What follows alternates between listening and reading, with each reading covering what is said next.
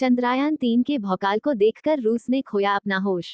भारत का बाहुबली चंद्रयान 3 अपनी मंजिल की ओर तेजी से बढ़ रहा है, जिसे देख रूस में 50 सालों बाद लॉन्च किया अपना मून मिशन, जिसके कारण इसरो के वैज्ञानिक चंद्रयान 3 को 23 अगस्त से पहले लैंड कराने में लगे हुए हैं।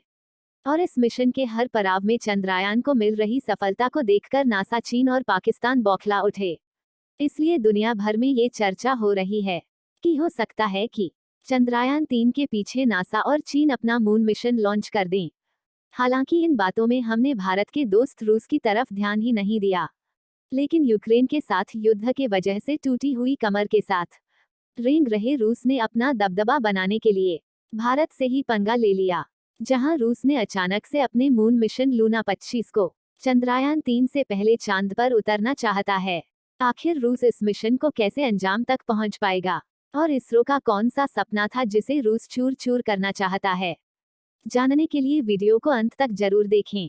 आप देख रहे हैं GK study 2.0 YouTube channel. Bharat के चंद्रयान 3 के बाद अब रूस भी चांद पर उतरने के लिए बेताब है। रूस की वैज्ञानिकों की पूरी कोशिश है कि चंद्रयान 3 से पहले अपने लैंडर को चांद पर लैंड करा दे। इसलिए रूस ने अपने मून मिशन को हरबरी में 11 अगस्त को ही चांद की ओर रवाना कर दिया है। साथियों, जैसा कि आप जानते हैं, भारत चंद्रयान 3 को चांद के दक्षिणी ध्रुव पर डार्क साइड में उतारने का प्लान बना चुका है, जहां आज तक दुनिया का कोई भी देश नहीं पहुंच पाया है। इसके साथ भारत दुनिया का पहला देश बन जाता जिसने चांद के इस खौफनाक इलाके पर जीत की हो। लेकिन रूस ने हमारे इस मिशन पर पानी फिरने के लिए रूस भी अपने मिशन लूना 25 को चांद के दक्षिणी ध्रुव पर ही उतारने वाला है, और वह भी भारत के विक्रम लैंडर से पहले। लेकिन अब सवाल आता है कि आखिर इसरो ने वह कौन सी उपलब्धि हासिल कर ली है कि रूस को अचानक से मिर्च लगने लगा है? क्या रूस भारत और अमेरिका के अच्छे संबंध से बौखला उठा है? चीन ने अंदर ही अंदर रूस के कान भरने का गेम खेला है? और क्या चंद्रयान 3 के सामने तगड़ी साजिश रची जा रही है?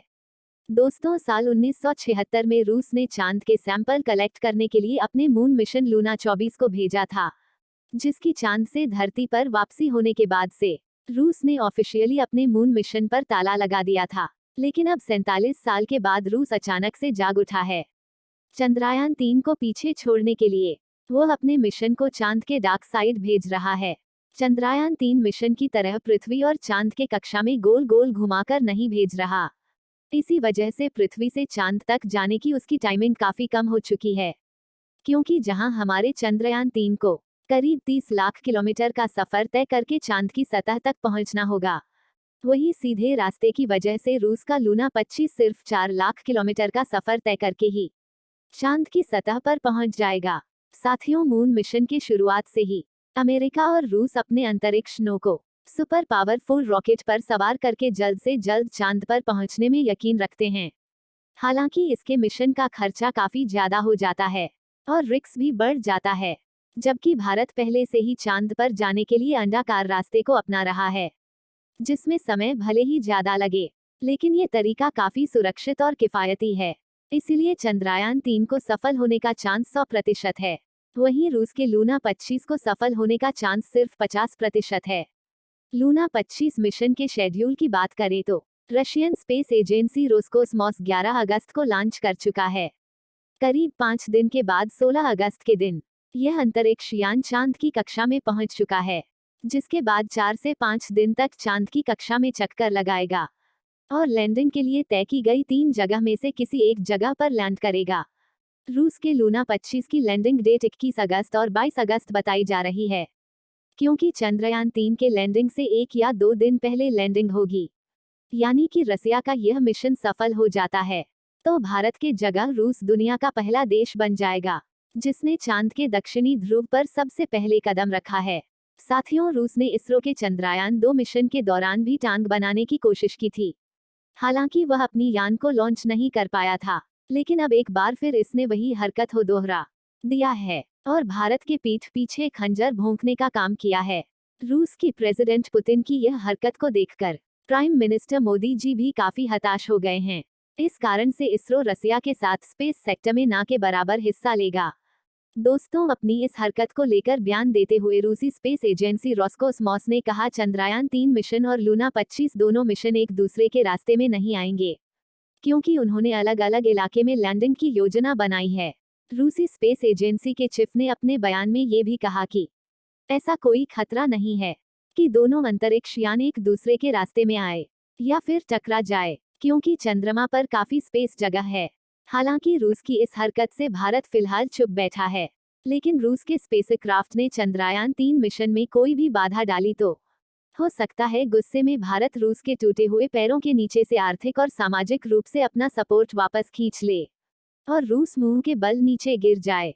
लूना 25 मिशन के डिटेल्स की बात करें तो चंद्रयान-3 चंद्रमा की सतह पर 2 हफ्तों तक रहकर काम करने वाला है, जबकि लूना 25 वहां साल भर तक रहकर काम करने वाला है।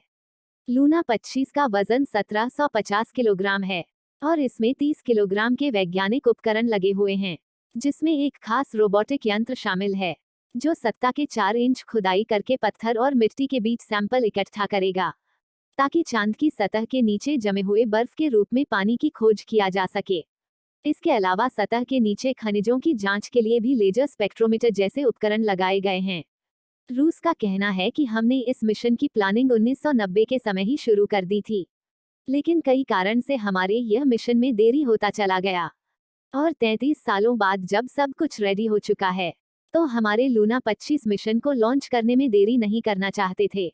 अपने इस मिशन से रूस भारत की तरह ही लूना 25 मिशन से चंद्रमा पर सॉफ्ट लैंडिंग करने की टेक्नोलॉजी हासिल करना चाहता है। अब बात करते हैं भारत की चंद्रयान-3 की। ये लूना 25 के 2 दिन बाद यानी कि 23 अगस्त को चांद की सतह पर शाम के 5:47 पर उतरने वाला है। इसके बाद विक्रम लैंडर और रोवर पूरे 14 दिनों तक चांद की सतह पर प्रयोग करेंगे और सब सही रहा तो मिशन ड्यूरेशन को और भी बढ़ाया जा सकता है, क्योंकि आपने देखा होगा पहले हर स्पेस मिशन में ड्यूरेशन कम रखा जाता है, लेकिन उपकरण सही सलामत हो तो इसे बढ़ा दिया जाता है। जैसे कि हमारे मंगलयान मिशन की ड्यूरेशन 6 महीने की थी, लेकिन इसे बढ़ा दिया गया जिससे इसकी ड्यूरेशन 7 सालों तक बना रहा। और मंगलयान ने मंगल के कई रहस्यों से पर्दा उठाया है, लेकिन चांद पर लैंडिंग इतनी भी आसान नहीं है, क्योंकि चांद पर पृथ्वी से कम ग्रेविटी है और बहुत पतला वातावरण है। साथ ही चंद्रमा के दक्षिणी ध्रुव पर बड़े बड़े पत्थर और गड़ा होने के साथ धूल उड़ती है। ये सभी कारण लैंडर को लैंडिंग करने में काफी सारे चैलेंज देती है।